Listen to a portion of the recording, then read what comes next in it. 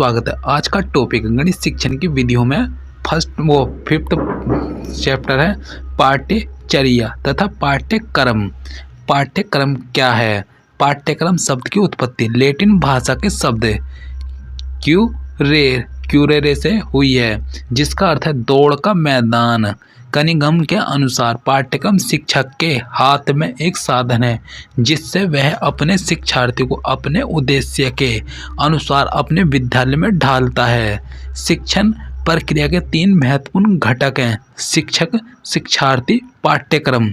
शिक्षण अधिगम प्रक्रिया मुख्य रूप से पाठ्यक्रम अर्थात पाठ्य प्लस क्रम यानी सीखने सिखाने की वस्तुओं के क्रमबद्ध संगठन पर निर्भर करती है।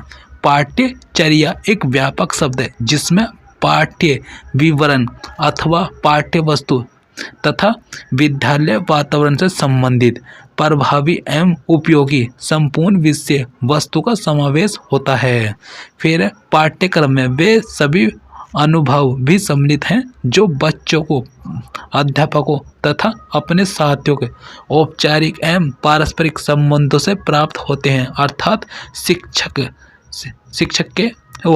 शिक्षा के उद्देश्यों को प्राप्त करने के लिए विद्यालय के भीतर एवं बाहर जो भी क्रियाएं की जाती हैं वे सब पाठ्यक्रम में सम्मिलित होती हैं। पाठ्यक्रम एक ऐसा साधन है जिसके द्वारा अध्यापकों, छात्रों, परीक्षकों तथा लेखकों का मार्गदर्शन प्राप्त होता है। अध्यापक द्वारा छात्रों को कक्षा में सीखने के अनुभव प्रदान किए जाते हैं तथा उनका विकास करके शिक्षण उद्देश्यों को प्राप्त करते हैं। अतः सीखने के अनुभवों की नियोजित क्रमबद्ध श्रेणीबद्ध व्यवस्था को ही पाठ्यक्रम कहते हैं। क्रो एम क्रो पाठ्यचर्या में विद्यालय तथा विद्यालय के बाहर के उन समस्त अधिगम अनुभवों को सम्मिलित किया जाता है जो छात्र के शारीरिक, मानसिक, संवेगात्मक, सामाजिक, आध्यात्मिक एवं नैतिक विकास में सहायक होते हैं। पाठ्यक्रम की आवश्यकता में महत्व, उद्देश्य प्राप्ति में सहायक, शिक्षा की प्रक्रिया व्यवस्थित, समय व श्रम का सदुपयोग, शिक्षण विधियों का चयन, पाठ्यक्रम लेखन, मूल्यांकन। पाठ्यक्रम के प्रकार फर्स्ट है विषय प्रधान पाठ्यक्रम। इसमें है विषय संबंधित ज्ञान का प्रमुखता पुस्तक केंद्रित पाठ्यक्रम। सेकंड है बाल केंद्रित पाठ्यक्रम, मनोवैज्ञानिक नियमों पर आधारित बालक की स्वाभाविक रुचियों व संवेगात्मक प्रवृत्ति को ध्यान में रखता है। कोर पाठ्यक्रम सामाजिक, सांस्कृतिक व व्यक्तिगत विकास आधारित अनुभव केंद्रित पाठ्यक्रम, बालक को जीवन आधारित अनुभवों का महत्व क्रिया केंद्रित क्रिया केंद्रित व शिल्पकला केंद्रित पाठ्यक्रम होता है। पाठ्यक्रम का संगठन आधार समाज की तथा बालक की व्यक्तिगत आवश्यकताएं। पाठ्यक्रम निर्माण में मुख्य दो विधियों का प्रयोग होता है। फर्स्ट है प्रकरण विधि, जिसमें विषय के प्रकरण को उसी कक्षा में समाप्त कर दिया जाता है। सेकंड है चक्राकार अथवा कुंतल विधि, इसमें विषय के प्रकरण को थोड़ी थोड़ी जानकारी कई कक्षाओं में कराई जाती है। पाठ्यक्रम निर्माण के सिद्धांत बाल केंद्रित मनोवैज्ञानिक आधार। सेकंड है उच्च कक्षाओं की आवश्यकता पूर्ति। थर्ड है उपयोगिता। फिर है फोर्थ सृजनात्मकता विकास। फिफ्थ लचीलापन। फिर सिक्स है क्रियाशीलता क्रिया केंद्रित। सात है अवकाश का सदुपयोग। आठ का अध्यापक की सहमति। फिर नाइन्थ का व्यापक तथा संतुलन। टेंथ है सह संबंध जीवन की समस्याओं से, विषयों, शाखाओं व सामाजिक आवश्यकताओं से। पाठ्यक्रम विकास की अवस्थाएं। फर्स्ट है उद्देश्यों को निर्धारण। सेकंड अधिगम सामग्री का चयन एवं संगठन। थर्ड है उपयुक्त अधिगम अनुभवों का चयन। फोर्थ है पाठ्यक्रम मूल्यांकन हेतु उपयुक्त सामग्री का चयन है। नेक्स्ट है राष्ट्रीय पाठ्यचर्या की रूपरेखा NCF 2005। राष्ट्रीय शिक्षा नीति NPE 1986 और कार्यक्रम योजना POA 1992 में NCERT को राष्ट्रीय पाठ्यचर्या की रूपरेखा तैयार करने का महत्वपूर्ण कार्य सौंपा गया। राष्ट्रीय पाठ्यचर्या की रूपरेखा 2005 को तैयार करने का कार्य प्रोफेसर यशपाल की अध्यक्षता में गठित राष्ट्रीय संचालन समिति और 21 विषयों पर गठित राष्ट्रीय फोकस समूहों का की सहायता से किया गया। केंद्रीय शिक्षा सलाहकार बोर्ड कैब द्वारा 7 सितंबर 2005 को अनुमोदित राष्ट्रीय पाठ्यचर्या की रूपरेखा ने बच्चों के सीखने और विकास के अपने उद्देश्य, संविधान में निहित मूल्यों, एकता को मजबूत करने वाले समकालीन सरोकारों, बहुसांस्कृतिक संदर्भ में अपनी राष्ट्रीय अस्मिता बनाए रखने और राष्ट्र को भविष्य की चुनौतियों का सामना कर पाने की क्षमता से प्राप्त किए हैं। बच्चों में सीखने की उत्साह को सर्वोपरि स्थान देने का समर्थन और ज्ञान की प्रकृति पर विशेष ध्यान। यह विशेषताएं राष्ट्रीय पाठ्यचर्या की रूपरेखा को ऐसी ऊर्जा प्रदान करती है जिनमें भारतीय शिक्षा व्यवस्था किसी भी अंतर्राष्ट्रीय पद्धति के समकक्ष बन सके। इस रूपरेखा की मुख्य विशेषताएं हैं। फर्स्ट है, शिक्षा व्यवस्था को निम्नलिखित बिंदु पर विशेष ध्यान केंद्रित करते हुए सुदृढ़ बनाना। फर्स्ट है, भारतीय संविधान में निहित मूल्य। सेकंड है, पाठ्यचर्या के बोझ में कमी। थर्ड है, सबके लिए गुणवत्तापूर्ण शिक्षा सुनिश्चित करना। फोर्थ है, व्यवस्थागत बदलाव। और फिर है समान स्कूल पद्धति। फिर है पाठ्यचर्या तैयार करने के मार्गदर्शी सिद्धांत। फिर ज्ञान को स्कूल के बाहर के जीवन से जोड़ना। फिर पढ़ाई से रटन प्रणाली को हटाना। फिर पाठ्यचर्या का इस प्रकार से संवर्धन करना कि वह मात्र पाठ्य पुस्तकों पर ही केंद्रित ना रहे बल्कि बच्चों के बहुमुखी विकास के अवसर उपलब्ध कराए। परीक्षा को अपेक्षाकृत अधिक लचीला बनाना व कक्षा वातावरण से जोड़ना और एक ऐसी पहचान विकसित करना जो देश में लोकतांत्रिक व्यवस्था के राष्ट्रीय सरोकारों से अनुप्रमाणित हो। फिर पाठ्यचर्या क्षेत्र गणित शिक्षण बच्चे के सोचने तथा तर्क करने, अमूर्तों का दृष्टिकोण करने एवं समस्याओं को बनने और सुलझाने के लिए संसाधनों के विकास पर केंद्रित हो। गणित की शिक्षा का मुख्य उद्देश्य बच्चे की गणितीकरण की क्षमताओं का विकास करना है। इसमें उच्च लक्ष्य है बच्चे के साधनों को विकसित करना ताकि वह गणित ढंग से सोच सके व तर्क कर सके, मान्यताओं के तार्किक परिणाम निकाल सके और अमूर्त को समझ सके। इसके अंतर्गत चीज़ों को करने और समस्याओं को सूत्रबद्ध करने व उनका हल ढूंढने की क्षमता का विकास करना आता है। गणित की पाठ्यचर्या के दो मुख्य सरोकार हैं।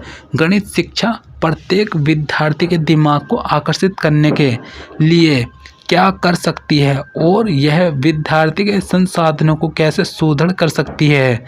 उनकी समस्या हल करने व विश्लेषण करने का कौशल पुष्ट होगा और जीवन में वे विभिन्न तरीके की समस्याओं का बेहतर रूप से सामना कर सकेंगे।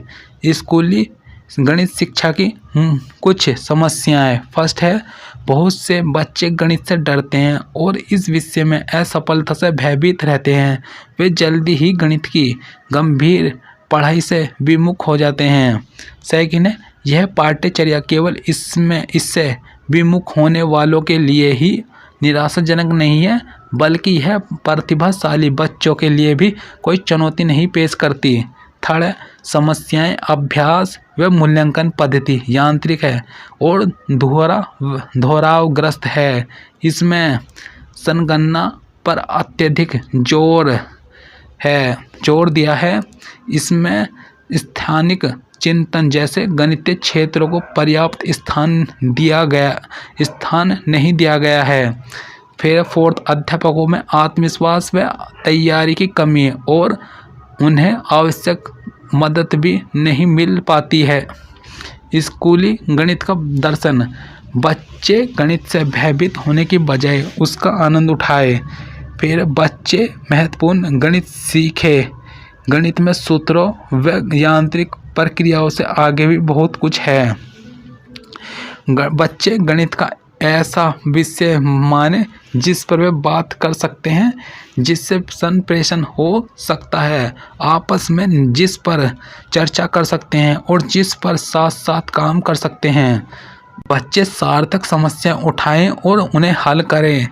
बच्चे अमूर्त का प्रयोग संबंधों को समझने, संरचनाओं को देख पाने और चीज़ों को विवेचन करने, कथनों की सत्यता या असत्यता को लेकर तर्क करने में कर पाए। बच्चे गणित की मूल संरचना को समझे।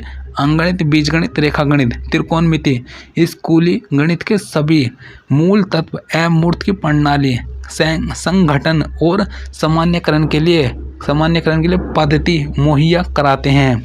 अध्यापक कक्षा में प्रत्येक बच्चे के साथ इस विश्वास के आधार पर काम करे कि प्रत्येक बच्चा गणित सीख सकता है। समस्या के समाधान की अनेक सामान्य युक्तियां स्कूल की विभिन्न अवस्थाओं में सिखाई जा सकती है। अमूर्तता, परिमानन, फिर सादृश्यता, स्थिति विश्लेषण, समस्या को सरल रूप में बदलना, अनुमान लगाना व उसकी पुष्टि करना, ये समस्या समाधान के अनेक संदर्भों में उपयोगी है। राष्ट्रीय शिक्षा नीति NEP 2020 नई शिक्षा नीति भी समय की मांग और ज़रूरत के हिसाब से देश की शिक्षा व्यवस्था को प्रभावी बनाए रखने के लिए लाई गई है।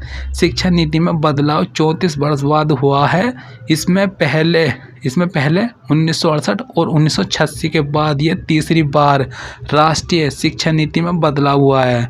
नई शिक्षा नीति का मसौदा इसरो प्रमुख रह चुके डॉक्टर के कस्तूरीरंगन की अध्यक्षता में तैयार किया गया। राष्ट्रीय शिक्षा नीति NEP 2020 को प्रधानमंत्री नरेंद्र मोदी की अध्यक्षता में केंद्रीय मंत्रिमंडल द्वारा मंजूरी मिलने पर इसे लागू कर दिया गया है। इस नीति के तहत स्कूल से लेकर कॉलेज शिक्षा नीति तक में बदलाव किया गया। साथ ही मानव संसाधन विकास मंत्रालय को अब शिक्षा मंत्रालय के नाम से जाना जाएगा। इस नीति का मकसद शिक्षा के प्रारूप में बदलाव करके भारत को विकास की राह पर चला वैश्विक ज्ञान महाशक्ति के रूप में स्थापित करना है। नई राष्ट्रीय शिक्षा नीति 2020 के तहत सकल नामांकन अनुपात को वर्ष 2030 तक 100% लाने का टारगेट रखा गया है। शिक्षा क्षेत्र पर GDP के 6% हिस्से का सार्वजनिक व्यय भी इस शिक्षा नीति के तहत किया गया है। ये केंद्र और राज्य सरकार की सहायता से किया जाएगा। नई राष्ट्रीय शिक्षा नीति 2020 में क्या है? नई राष्ट्रीय शिक्षा नीति 2020 में पुरानी शिक्षा प्रणाली को बदलकर नया पाठ्यक्रम लाया गया है। इसके तहत पिछले 10+2 के पाठ्यक्रम को बदलकर 5+3, 3+3, 3+4 वाला पाठ्यक्रम किया गया।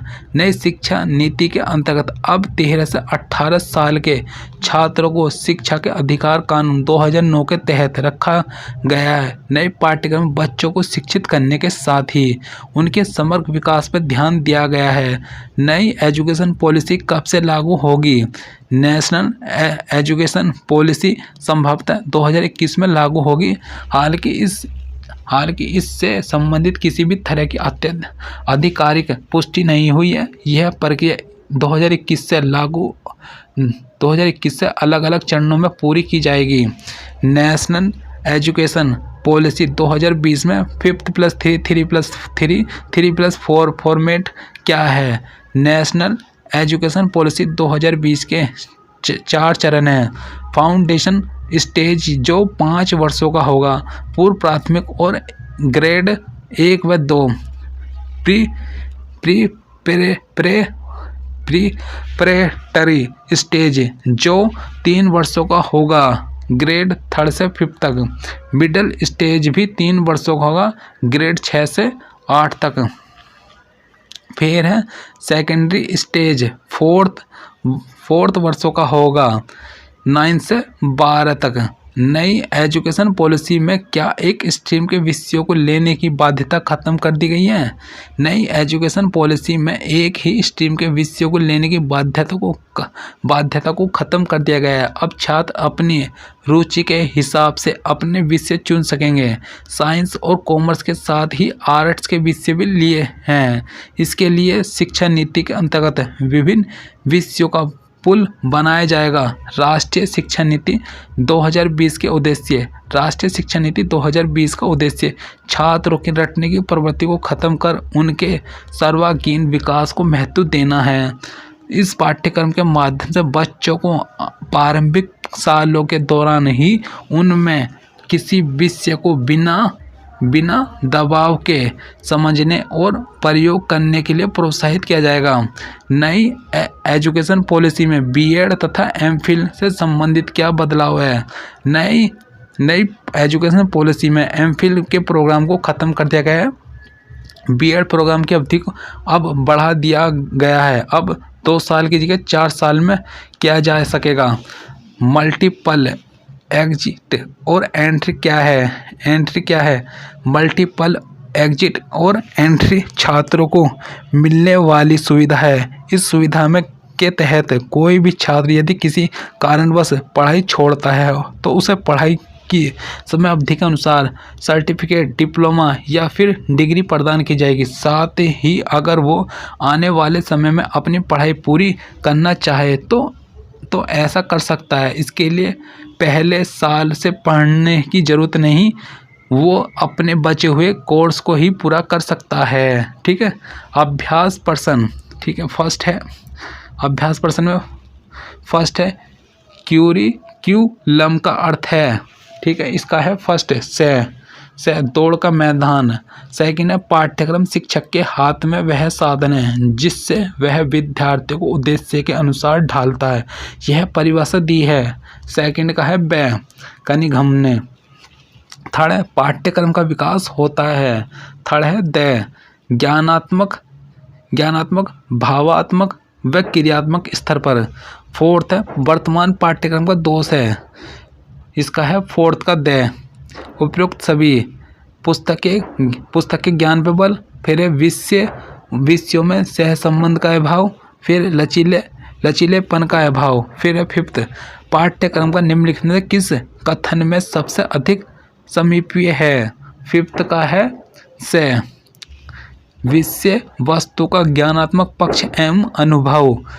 6 पाठ्यक्रम से अभिप्राय है। 6 का है से विद्यालय परिस्थितियों में सभी क्रियाएं तथा अनुभव। फिर है 7 का पाठ्यक्रम निर्माण के लिए सिद्धांत है। इसमें है 7 का उपरोक्त सभी विभिन्न विषयों से सहसंबंध, अग्रदर्शी अवकाश का सदुपयोग। फिर है 8 नंबर पाठ्यक्रम में वे सभी क्रियाएं सम्मिलित हैं जिनके द्वारा हम शिक्षा के उद्देश्यों को प्राप्त करने के लिए विद्यालय में प्रवेश करते हैं। यह कथन किसका है? 8 का है क्रो व क्रो का। फिर है क्यूरिकुलम शब्द की उत्पत्ति हुई है। 9th का है लैटिन भाषा से। फिर 10th प्रकरण के आधार पर पाठ्यक्रम का संगठन कहलाता है। 10th का है से यह प्रकरण विधि। 11 सामान्य रूप से अध्यापक गणित के पाठ्यक्रम विवरण का अनुकरण करते हैं, गणित के पाठ्यक्रम का नहीं। इस कथन से आप 11 का पूर्णतः सहमत हैं। फिर है 12 पाठ्यक्रम का यह प्रकार कौन सा है जिसका मुख्य उद्देश्य विद्यार्थियों को विषय से संबंधित ज्ञान प्रदान करना तथा विषय संबंधी समझ विकसित कर प्रत्येक विषय को अलग अलग स्थान दिया जाता है। 12 का है से विषय प्रधान पाठ्यक्रम। फिर 13 है विषय प्रधान पाठ्यक्रम में किस शिक्षण सूत्र का अनुसरण करते हैं। 13 का है सरल से जटिल। फिर 14 कठोरी आयोग ने गणित के प्रचलित पाठ्यक्रम में निम्न में से कौन सी कमी नहीं बताई है। इसका है 14 का गणित का वर्तमान पाठ्यक्रम एक भी उद्देश्य की पूर्ति नहीं करता है। फिर 15 पाठ्यक्रम का वह स्वरूप जिसमें बालक अपने अनुभव के आधार पर सीखते हैं कहलाता है। 15 का है अनुभव केंद्रित। 16 पुस्तक केंद्रित पाठ्यक्रम है। 16 का है विषय केंद्रित पाठ्यक्रम। 17 का है पाठ्यक्रम संगठन में किन विधियों का प्रयोग करते हैं। 17 का है उक्त दोनों प्रकरण विधि, चक्राकार या कुंतल विधि। फिर 18 इसमें है पाठ्यक्रम की वह विधि कौन सी है जिसमें किसी विषय के एक प्रत्यय या प्रकरण की थोड़ी जानकारी कई कक्षाओं में कराई जाती है। 18 का है चक्राकार या कुंतल विधि 18 का, ठीक है। फिर 19 का माध्यमिक शिक्षा आयोग ने पाठ्यक्रम निर्माण के सिद्धांतों को सम्मिलित किया है। 19 का है उपयुक्त सभी। फर्स्ट है विविधता व लचीलापन व क्रियाशीलता का सिद्धांत। से है समाज की आवश्यकता व जीवन संबद्धता का सिद्धांत। फिर 20 NCF 2005 में गुणवत्ता आयाम शीर्षक के अंतर्गत अधिक महत्व दिया गया है। 20 का है से बालकों के लिए ज्ञान के संदर्भ में सरचित्त अनुभवों को। फिर 21 है दबाव को कम करने एवं परीक्षाओं में सफलता के लिए आवश्यक है। 21 का है कम अवधि की परीक्षा में अंतरण। 22 NCF 2005 के अनुसार सामान्यता विद्यार्थियों की गणित सीखने में रुचि नहीं है क्योंकि। 22 का है अध्यापक इस विषय के आधारभूत प्रत्यय पढ़ाने में पर्याप्त समय नहीं देते, ठीक है। फिर 23 है NCF 2005 के अनुसार पाठ्यचर्या निर्माण के 5 मार्गदर्शी सिद्धांतों में से एक है। 23 का है ज्ञान को स्कूल के बाहर ही जीवन से जोड़ना। फिर 24 NCF 2005 के अनुसार शिक्षक। 24 का इसमें आ जाएगा सुविधा प्रदाता। फिर NCF 2005 की समिति के अध्यक्ष थे प्रोफेसर यशपाल। फिर राष्ट्रीय शिक्षा नीति 2020 के अनुसार किस पाठ्यक्रम को बंद कर दिया गया है। 26 का MPhil, ठीक है।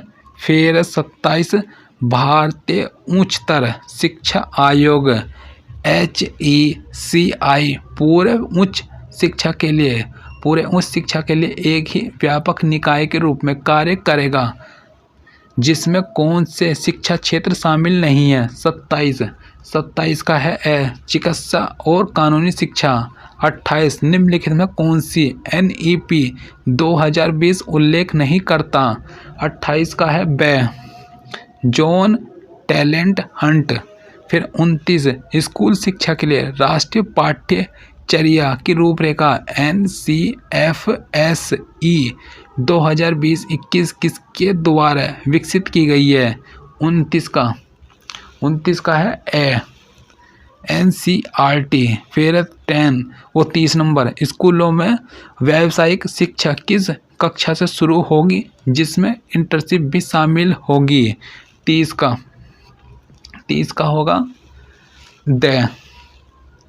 कक्षा 6। फिर है 31 2025 तक कक्षा 3 द्वारा सभी विद्यार्थियों के लिए सभी प्राथमिक स्कूलों में सार्वभौमिक मूलभूत साक्षरता और संख्यात्मकता प्राप्त करने के लिए एक कार्यान्वयन योजना किसके द्वारा तैयार की जाएगी। 31 का है व्यय में आएगा राज्य। फिर 32 का 8 वर्ष की आयु तक के बच्चों के लिए प्रारंभिक बचपन देखभाल और शिक्षा के लिए राष्ट्रीय पाठ्यक्रम और शैक्षणिक ढांचा किस संगठन द्वारा विकसित किया जाएगा। इसका है 32 का NCERT। फिर है 33 NEP 2020 के तहत कितने स्कूल बच्चों को मुख्य धारा में वापस लाया जाएगा। इसका है 33 का 2 करोड़। 33 का 2 करोड़, ठीक है। फिर है 34 में आएगा NEP 2020 के अनुसार मातृभाषा या क्षेत्रीय भाषा में कम से कम किस कक्षा तक पढ़ाना अनिवार्य होगा। 34 का कक्षा 5 तक। फिर 35 NEP 2020 किस वर्ष तक पूर्व विद्यालय से माध्यमिक स्तर तक 100% सकल नामांकन अनुपात GER को लक्षित करती है। 35 का है 2025। फिर 36 NEP 2020 में वर्तमान संरचना 10+2 के स्थान पर इस पाठ्यक्रम संरचना से प्रतिस्थापित किया जाना है। 36 का है 36 का है इसमें है 5+3 3+4, ठीक है। फिर 37 का है 37 में है NEP 2020 के अनुसार उच्च शिक्षा में सकल नामांकन अनुपात GER कितना प्रतिशत बढ़ाया जाएगा। इसका 37 का ये नहीं है, यह 50%। फिर NEP 2020 के लिए गठित समिति के अध्यक्ष हैं 38 का है डॉक्टर कस्तूरीरंगन।